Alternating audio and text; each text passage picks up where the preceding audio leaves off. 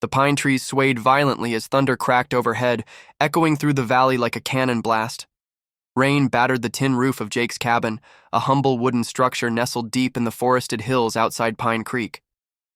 Jake wiped sweat from his brow as he drove the axe down into a thick log. His flannel shirt clung to his back, damp from both rain and effort. He glanced toward the cabin window, where a soft golden light glowed. Inside, Lily was drawing pictures at the kitchen table, a mug of warm milk beside her. Jake smiled just briefly. Then, headlights. A pair of bright beams pierced the woods, growing larger as they weaved down the muddy path leading to the cabin. Jake's expression hardened. No one ever came out this far unless they were lost, or up to no good. The car, a sleek silver sedan, slid to a stop just short of the tree line. Steam hissed from under the hood, and the driver's side door creaked open. Out stepped a young woman, probably in her early 20s, her coat clinging to her frame, her expensive leather boots caked in mud.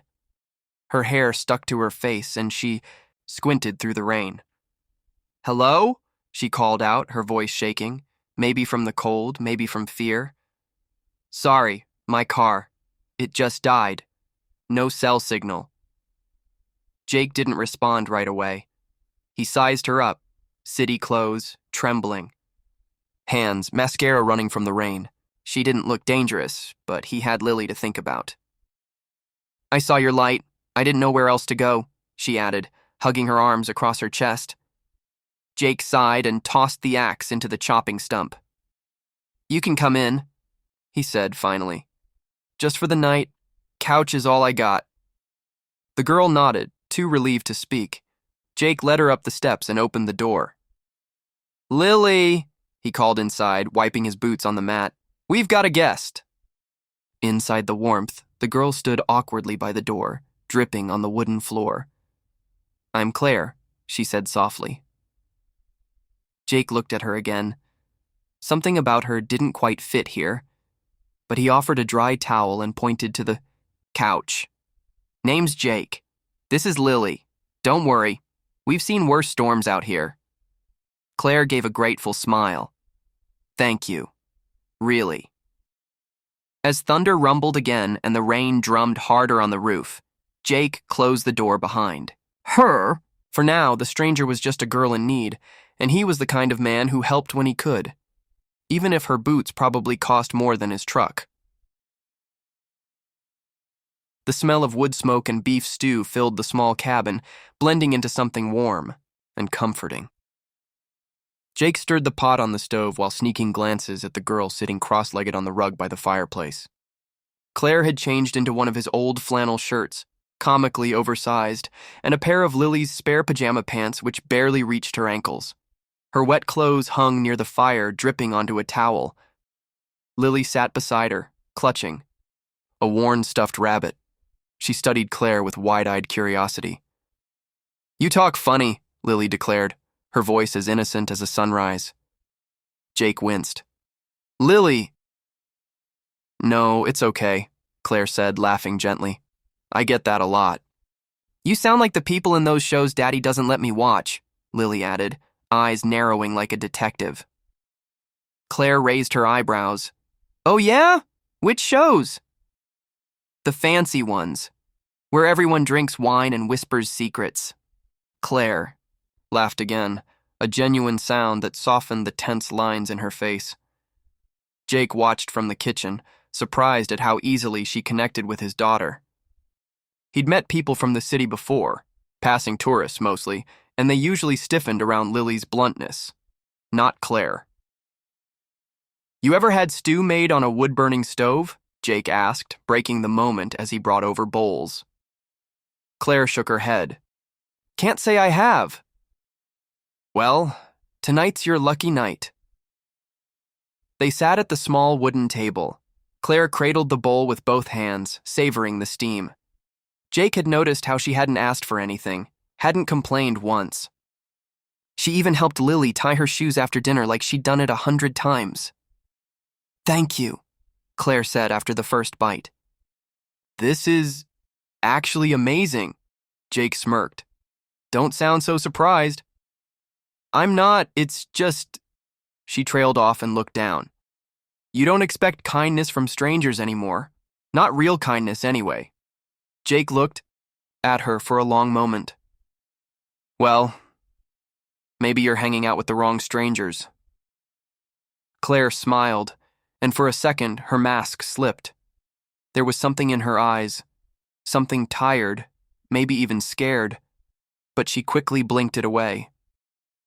After dinner, she helped wash the dishes. Jake tried to wave her off, but she was stubborn about it, sleeves rolled up, bubbles on her wrists. This place, she said quietly, looking around the cabin, it's not much, but it feels honest. Jake shrugged. Built it myself, after Lily's mom passed. Needed a fresh start. Claire paused, the dishcloth in her hand suddenly still. I'm sorry. Jake just nodded. She'd have liked you, I think. Later, as Lily dozed off in Claire's lap near the fire, Jake sat in the old armchair with a cup of coffee, watching the flames crackle. You didn't say where you were headed, he said, his voice low. Claire didn't answer right away. She was staring into the fire, eyes distant. Sometimes, she said finally, you don't need a destination, just a way. Jake nodded. He knew that feeling all too well. The morning came in slowly, with golden sunlight stretching over the frost-kissed treetops and melting the remnants of the storm. Jake rubbed the sleep from his eyes as he rose from the recliner. The fireplace had gone cold, but the cabin was still warm. The smell of rain lingered in the air. He walked into the main room and paused.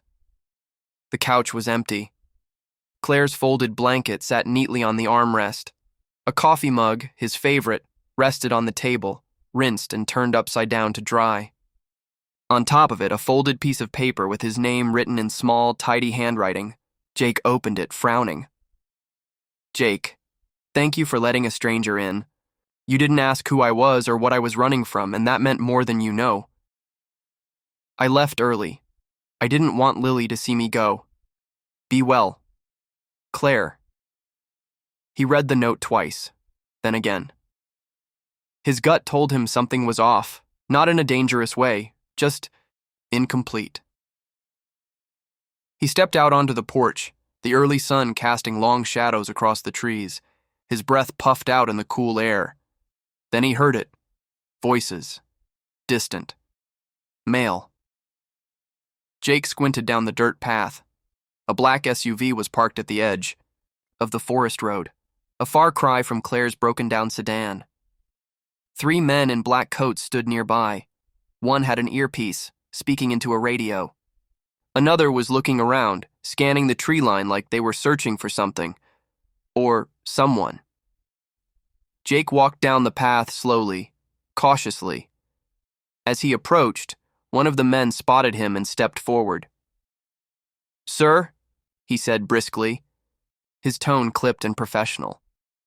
Did a young woman come through here last night? About 5'5", dark hair, traveling alone?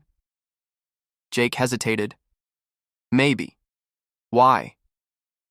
The man reached into his coat and produced a phone, showing him a photo. It was Claire.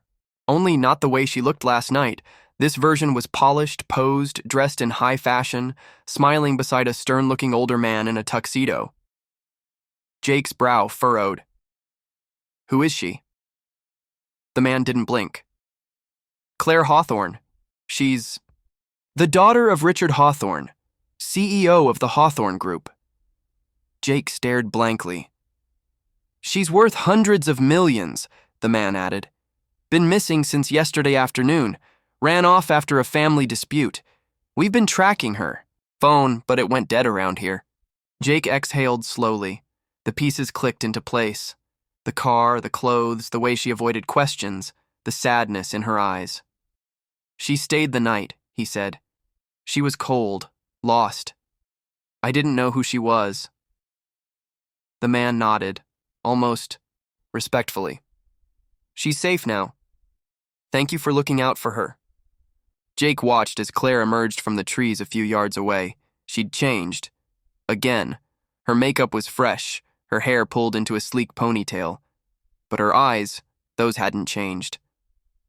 She looked at Jake, and for a second, it was just the two of them again. A flicker of the firelight still lingered in her expression. She gave him a small, almost apologetic smile. Then she turned, climbed into the SUV, and was gone. Jake stood alone in the morning mist, the silence heavy around him. The millionaire's daughter had vanished just as quietly as she'd come.